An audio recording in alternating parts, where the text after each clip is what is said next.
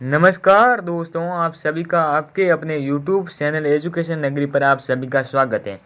आज हम political science का, जिसमें आपका पेपर कोड है PS0CR, इसमें वेरी इम्पोर्टेंट क्वेश्चन देखेंगे। जो पहले पेपर में आए हुए क्वेश्चन को हम देखेंगे।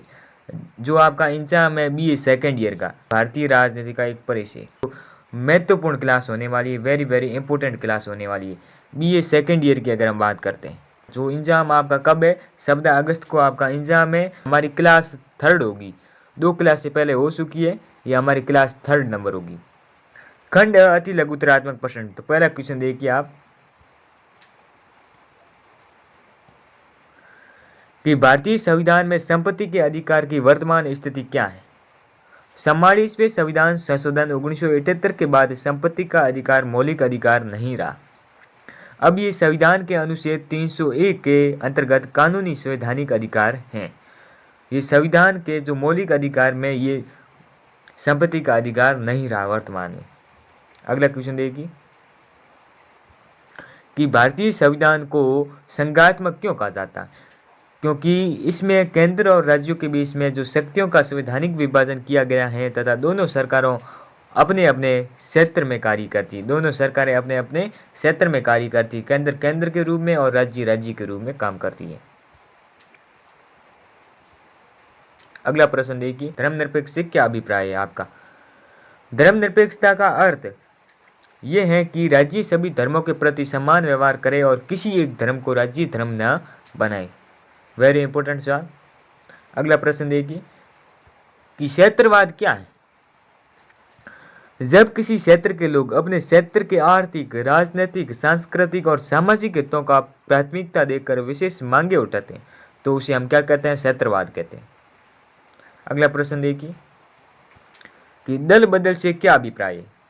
निर्वाचित प्रतिनिधि द्वारा राजनीतिक दल की सदस्यता छोड़कर दूसरे दल में शामिल होना या दल के निर्देश के विपरीत कार्य करना दल बदल कहलाता है। एक सरकार को छोड़कर दूसरी सरकार में जाना दल बदल कहलाता है। पंचायती राज व्यवस्था क्या है। तो देखिए पंचायती राज व्यवस्था क्या है। ग्रामीण क्षेत्रों में स्थानीय स्वशासन की व्यवस्था को पंचायती राज कहा जाता है। इसे 73वें संविधान संशोधन 1992 द्वारा संवैधानिक दर्जा मिला है। अगला प्रश्न देखिए कि नीति निर्देशक तत्व क्या है। संविधान के भाग 4 में दिए गए वे सिद्धांत हैं जो राज्य को सामाजिक और आर्थिक न्याय पर आधारित कल्याणकारी व्यवस्था स्थापित करने के लिए मार्गदर्शन देते हैं। ये हमारी क्लास नंबर 3 होगी, 2 क्लास पहले हो चुकी है। ये क्लास देखने से पहले आप 2 क्लासेस जरूर देखें प्ले लिस्ट में जाकर। PS0CR ये आपको प्ले लिस्ट में नहीं मिले तो आप ऐसे लिख देना कि PS0CR लिख देना और उसके बाद में लिख देना एजुकेशन नगरी, आपका ये पेपर आ जाएंगे। क्लास 1 लिख देना, आ जाएगी। अगला क्वेश्चन देखिए कि भारतीय संघवाद की एक विशेषता लिखिए। किसकी संघवाद की एक विशेषता देखिए कि भारतीय संघवाद में केंद्र को अपेक्षाकृत अधिक शक्तियां प्राप्त हैं, इसलिए भारतीय संघवाद को मजबूत केंद्र वाला संघवाद कहा जाता है। अगला प्रश्न देखिए, दबाव समूह क्या है। कि दबाव समूह क्या है। ऐसा संगठित समूह जो स्वयं सत्ता प्राप्त किए बिना सरकारी नीतियों और निर्णयों को अपने हित में प्रभावित करने का प्रयास करता है तो दबाव समूह कहलाता है। आगे देखिए, अगला प्रश्न देखिए कि गठबंधन राजनीति क्या है। जब किसी एक राजनीतिक दल को स्पष्ट बहुमत नहीं मिलता है, कई दल मिलकर सरकार बनाते हैं तो इसे हम क्या कहते हैं, गठबंधन राजनीति कहते हैं। खंड ब देखिए लघु उत्तरीय प्रश्न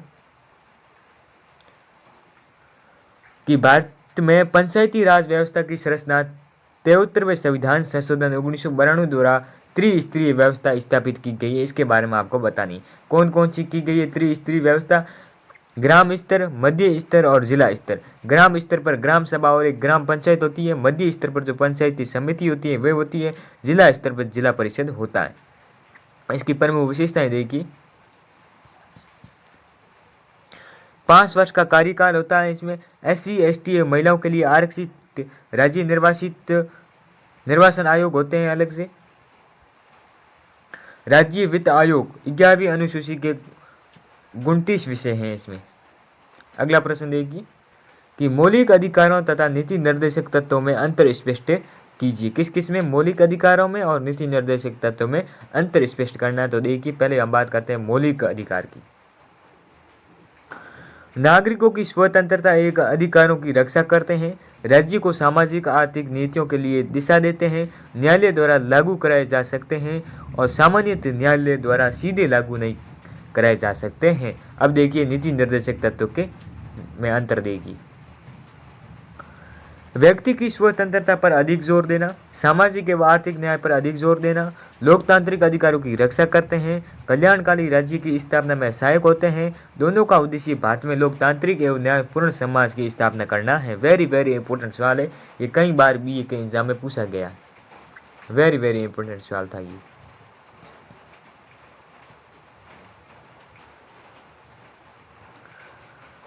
भारतीय राजनीति के समक्ष प्रमुख चुनौतियों का वर्णन कीजिए। भारतीय लोकतंत्र ने अनेक क्षेत्रों में सफलता प्राप्त की है, लेकिन इसके सामने कई चुनौतियां भी हैं। प्रमुख चुनौतियां देखिए आप। सांप्रदायिकता, क्षेत्रवाद की, जातिवाद की समस्या, आर्थिक एवं सामाजिक असमानताएं, भ्रष्टाचार, राजनीतिक अपराधीकरण, अशिक्षा एवं राजनीतिक जागरूकता की कमी, सामाजिक एवं आर्थिक पिछड़ापन। इन चुनौतियों से निपटने के लिए लोकतांत्रिक संस्थाओं को मजबूत करना, शिक्षा का विस्तार करना, पारदर्शी सामाजिक न्याय तथा नागरिक जागरूकता आवश्यक है। जनता की सक्रिय भागीदारी और मजबूत लोकतांत्रिक संस्थाएं भारतीय राजनीति को अधिक प्रभावी बना सकती हैं। अगला प्रश्न देखिए, भारत में राज्यपाल की संवैधानिक स्थिति, शक्तियों एवं भूमिका का आलोचनात्मक परीक्षण कीजिए। राज्यपाल राज्य का संवैधानिक प्रमुख होता है। कौन होता है? राज्यपाल राज्य का संवैधानिक प्रमुख होता है, लेकिन वास्तविक कौन होता है? मुख्यमंत्री होता है। अगर हम केंद्र की बात करते हैं तो संवैधानिक होता है आपका राष्ट्रपति, और अगर हम राष्ट्रपति की बात करते हैं वह भी वहाँ का केंद्र का संवैधानिक प्रमुख होता है। और अगर राज्यपाल की बात करते हैं राज्य में तो संवैधानिक अधिकारी ये होता है, प्रमुख ये होता है। अगर वास्तविक प्रमुख अगर बात करते हैं तो केंद्र में आपका प्रधानमंत्री होता है और राज्य में आपका मुख्यमंत्री होता है। तो आगे देखिए, प्रमुख शक्तियां देखिए। कार्यपालिका शक्ति किस आर्टिकल में, अगर पूछा जाए तो किस आर्टिकल में? 166 के तहत, नहीं 156 के तहत। 166 में मुख्यमंत्री की बात है। मुख्यमंत्री की नियुक्ति और मुख्यमंत्री की सलाह पर मंत्रियों की नियुक्ति करता है। कौन करता है? राज्यपाल करता है। मुख्यमंत्री की नियुक्ति 163 के तहत होती है। विधि शक्ति विधानसभा का सत्र बुलाना, स्थगित करना तथा कुछ परिस्थितियों में विधानसभा को भंग करना। ये कौन से आर्टिकल में लिख रखा है? ये आपके दे रखा है, विधि शक्ति की बात हो रही थी 171 के तहत है।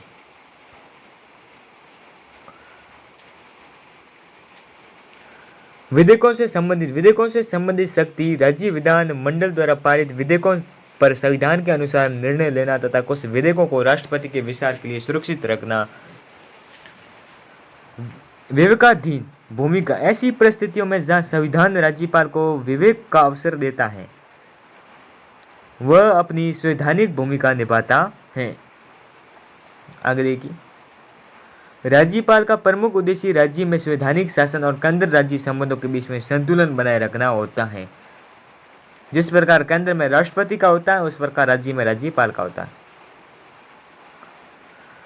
भारत में राज्यपाल की संवैधानिक स्थिति, शक्तियों एवं भूमिका का व्यवस्था कीजिए। ये क्वेश्चन तो हो गया नहीं?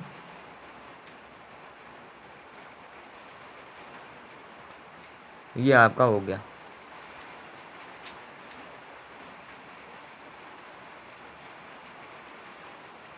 ये 2 बार रिपीट हो गया क्वेश्चन, कोई बात नहीं। तो आज के लिए इतना ही, मिलते हैं कल इसी प्रकार के वीडियो लेकर, तब तक के लिए धन्यवाद।